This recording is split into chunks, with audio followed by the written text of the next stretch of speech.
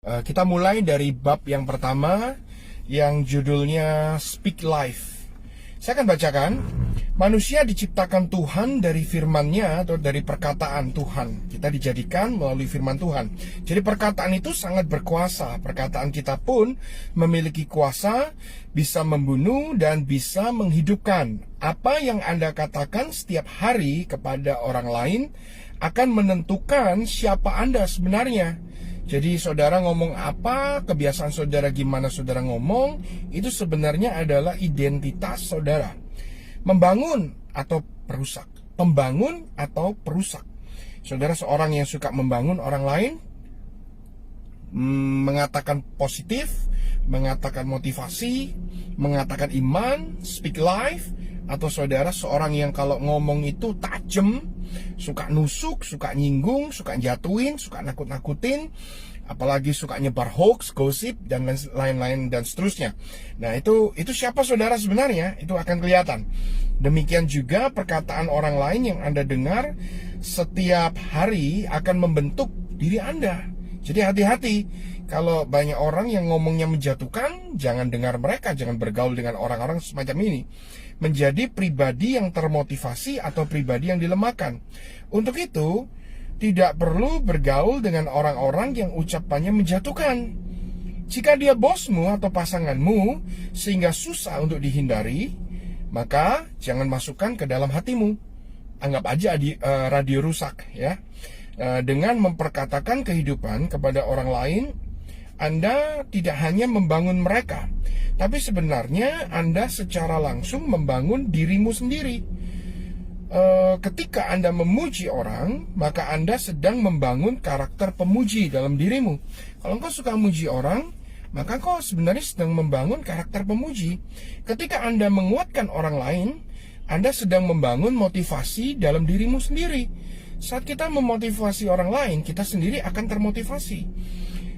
Ketika Anda menghibur orang lain, maka Anda juga sedang membangun sukacita dalam dirimu. Ketika Anda menyatakan kebaikan kepada orang lain lewat ucapanmu, maka Anda juga sedang membangun karaktermu. Secara bersamaan, apa yang Anda perkatakan, itulah yang akan membentuk hidupmu dan duniamu. Orang yang selalu mengatakan hal-hal negatif, sudah pasti hidupnya penuh dengan sampah. Jika setiap kali yang dia ucapkan adalah cibiran, kritik, kata-kata yang menjatuhkan, hinaan, gosip, fitnah, umpatan, atau orang-orang yang julid, haters, maka itulah kualitas hidupnya. Kualitas hidupnya nggak jauh-jauh dari kebencian. Jauhilah orang yang demikian, sebab mulutnya mengandung racun dan kematian. Jika Anda bergaul dengannya, cepat atau lambat, Anda pun akan jatuh atau menjadi jahat. Dunia kita sudah rusak dan gelap. Lihatlah sekelilingmu. Orang jahat semakin banyak. Orang egois semakin banyak. Jika Anda tambah dengan perkataan buruk, artinya Anda sedang mengutuk dunia ini. Dunia udah banyak orang jahat, saudara tambahin dengan perkataanmu yang buruk. Saudara sedang membantu menghancurkan dunia.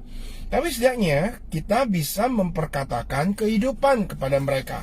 Or speak life.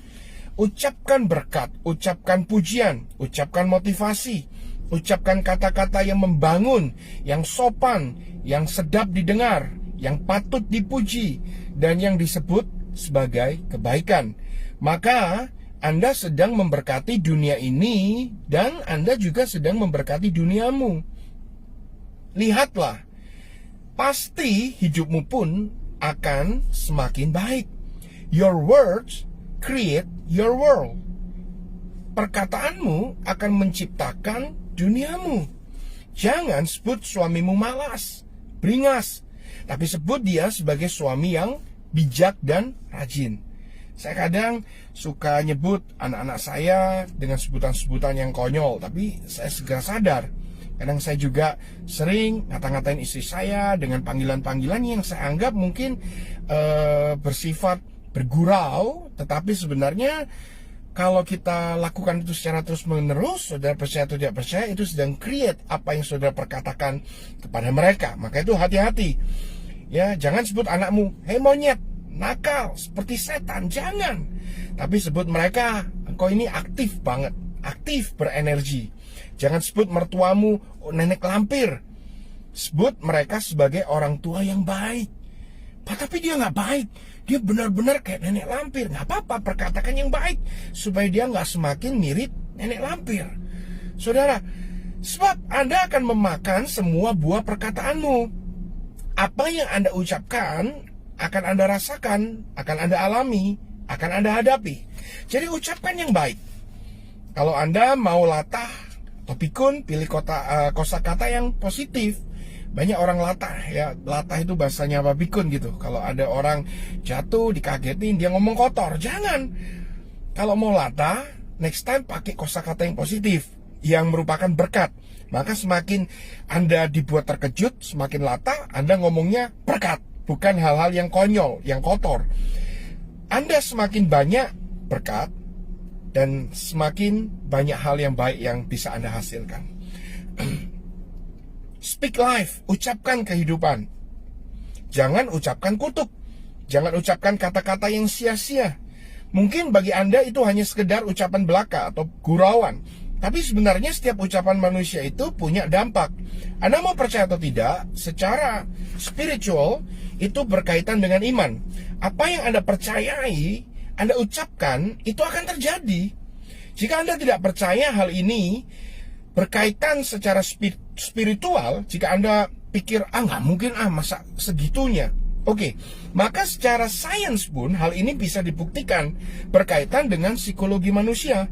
Apa yang sering dia ucapkan dan dia dengar, itu yang akan membentuk jiwa dan karakternya. Selanjutnya, akan menentukan arah dan kebiasaan hidupnya. Jadi, selalu perkatakan segala yang baik dan positif. Kalau Anda sering ngomong hal yang negatif, lama-lama kalau Anda ngomong kan Anda dengar. Jadi kalau Anda ngomong negatif, Anda dengar negatif, masuk lagi ke Anda pun jadi negatif. Selain Anda membuat hidup orang lain negatif, Anda juga membuat hidupmu negatif. Tapi kalau Anda ngomong hal yang positif, hal yang membangun, hal yang memotivasi orang lain, waktu Anda ngomong, nguatin orang yang mau bunuh diri, nguatin orang yang mau cerai, nguatin orang yang mau menyerah, Anda konsel mereka, Anda kuatkan mereka. Selain mereka dikuatkan, waktu Anda ngomong, Anda dengar juga. Dan itu masuk ke pikiran Anda dan akan menguatkan Anda sendiri. Suatu saat kalau Anda mengalami problem yang sama, Anda akan dikuatkan dengan perkataan Anda sendiri. Dan itu pentingnya speak life. Karena dunia kita ini sudah semakin hari semakin layu, semakin mati.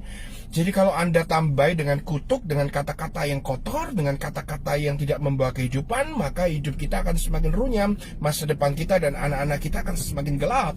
Tapi kalaupun kita tidak bisa mengubah dunia secara keseluruhan, setidaknya mulai dengan hal yang kecil, yaitu memperkatakan yang positif, yang mencipta, yang bagus, yang baik. Ucapkan berkat. Sehingga waktu engkau ucapkan, sekalipun dunia ini tidak baik, saya sangat yakin Tuhan akan menciptakan lingkungan sekitarmu atau duniamu sendiri menjadi dunia yang penuh berkat, kebaikan, kemurahan, favor, dan segala sesuatu yang terbaik. Yaitu berjudul worry atau khawatir atau kekhawatiran. Manusia membutuhkan jaminan dan kepastian. Ketidaktahuan mereka akan masa depan dan apa yang akan terjadi, itu yang membuat mereka menjadi khawatir. Kita nggak ada yang tahu apa yang akan terjadi di hari depan. Itu yang buat kita khawatir kan seringkali. Khawatir akan kesehatannya, khawatir akan keuangannya, khawatir akan hubungannya. Bagaimana ini nanti hubungan, bisa berlanjut atau tidak? Bagaimana nanti keuangan saya, cukup atau tidak? Bagaimana dengan kesehatan saya? Apakah saya nanti akan sakit? Apakah saya nanti akan sembuh atau bisa sembuh?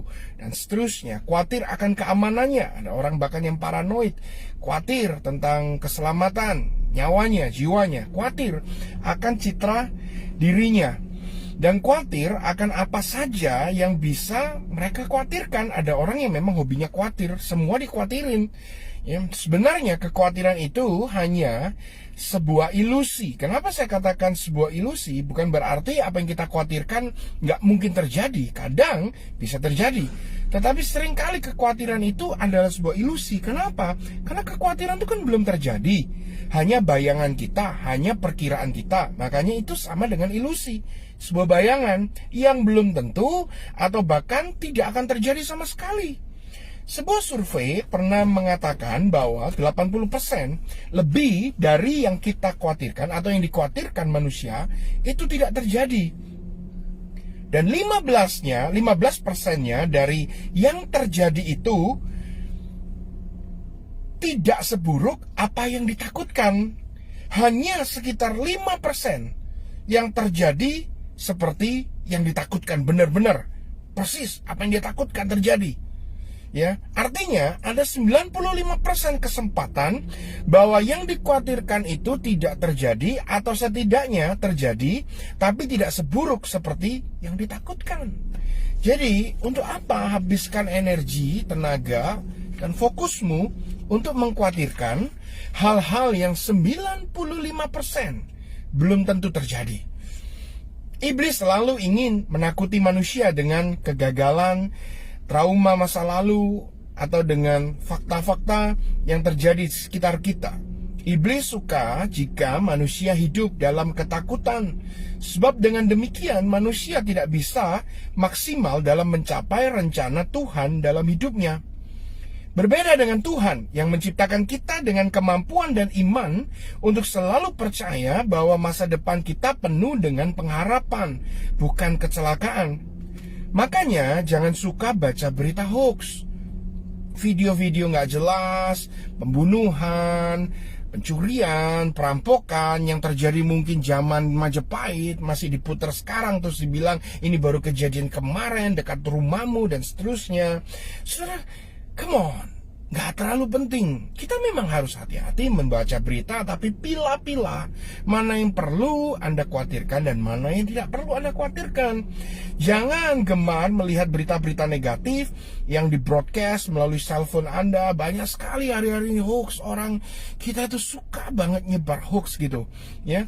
Memang kita harus waspada dengan makanan yang akan kita makan. Contohnya, tapi jika kita selalu khawatir makanan kita ada parasitnya, ada penyakitnya, mengandung zat berbahaya, maka Anda tidak akan pernah makan enak. Rugi, saudara. Ya, ini sedikit nggak ada di buku. Saya punya temannya saudaranya itu sangat jaga kesehatan. Makanannya organik semua. Ini beneran terjadi di Surabaya. Dia sosialita, makanannya organik dan semua dijaga, hidupnya sehat. Dia kena kanker usus, saudara, kena kanker usus. Sedangkan saya lihat banyak teman-teman saya, bahkan yang saya sendiri ngeri untuk makan, saya bilang sama mereka, kamu hati-hati kalau makan. Sampai sekarang mereka kelihatan sehat-sehat saja. Bukan berarti saya bilang nggak perlu jaga kesehatan, jangan dibolak-balik. Enggak, saya nggak ngomong seperti itu. Tapi yang saya bilang, jangan terlalu khawatirkan. Memang kita harus waspada dengan babysitter yang jahat. Banyak kita ya tonton di video-video yang tersebar, yang viral. Dan tidak salah kalau saudara mau pasang CCTV di rumah, go ahead untuk precaution. Tapi jika Anda perlakukan semua babysitter yang Anda gaji sebagai penjahat dan menyiksa anak-anak, maka jangan heran jika tidak ada yang betah bekerja di rumahmu. Karena setiap kali ada yang kerja, nggak selalu mereka jahat, engkau perlakukan mereka seperti penjahat, seperti penyiksa. Jangan-jangan yang tadinya nggak mau nyiksa jadi nyiksa beneran. Dan yang benar-benar bukan penyiksa nggak akan betah kerja sama kamu. Bukan karena mereka bermaksud jahat, tapi karena Anda yang jahat mengira mereka semua orang jahat. By the way, Anda harus tahu bahwa dunia kita ini tidak akan semakin baik. Saya tidak ingin membuat Anda khawatir, tetapi ini faktanya. Dunia akan menjadi semakin padat, semakin terpolusi, semakin tidak aman, ekonomi semakin buruk.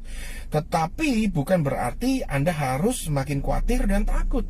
Ini buku saya tulis 2 tahun yang lalu. Hari ini kita mengalami pandemik COVID-19 di seluruh dunia, dan pandemik yang paling parah di zaman modern ini. Ya, dan terjadi kan apa yang seperti saya tuliskan. Tapi bukan berarti kita harus semakin khawatir dan takut. Saudara, kita nggak khawatir, nggak takut aja, kita sudah susah hidup kita hari-hari ini. Apalagi ditambah dengan khawatir dan takut. Justru kita harus melihatnya sebagai kesempatan untuk melakukan hal-hal yang dunia kita sangat membutuhkan saat ini. Yaitu apa? Kebaikan, integritas, inovasi. Ya, hal yang kreatif, kepercayaan, kemurahan, kasih, sukacita, semua yang bisa membuat lingkungan kita menjadi lebih baik, lakukan itu. Banyak hal yang bisa kita lakukan secara positif, jangan malah khawatir dan ikutan membuat dunia kita semakin negatif.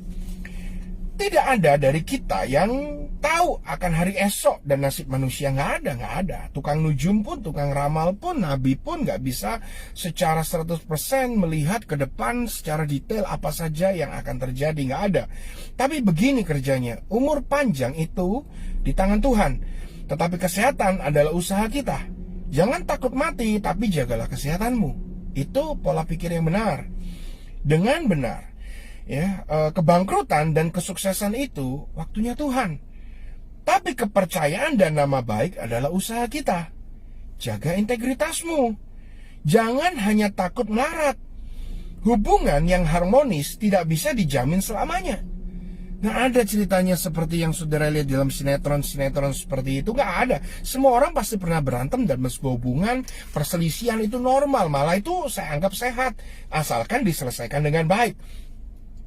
Tapi kita bisa menginvestasikan cinta setiap hari.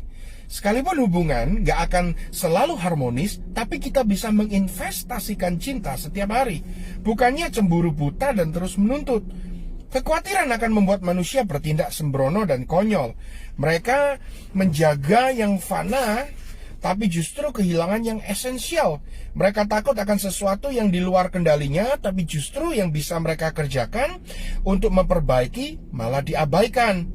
Saking takut matinya sampai dikawal banyak bodyguard, tapi lupa olahraga dan lupa menjaga gaya hidup. Akhirnya bukan mati ditembak, tapi mati muda karena serangan jantung. Takut suaminya dirayu wanita lain, bukannya dicintai, dilayani luar biasa, diperhatikan dengan baik, tapi malah diinterogasi setiap hari, setiap pulang ke rumah. Jangan heran jika dia meninggalkanmu bahkan tanpa harus ada wanita lain, karena dia pikir menikah dengan istri atau bareskrim begitu ya. Sebab yang perlu dia lakukan hanya menjauhi wanita gila yang ada di rumahnya. Nggak perlu ada will. Hey, jangan khawatir akan hidupmu esok. Kesusahan sehari, biarlah untuk sehari. Anda bukan Tuhan, percayakan saja semuanya kepada Tuhan. Tugasmu hanya bertanggung jawab dengan apa yang sudah Anda miliki saat ini.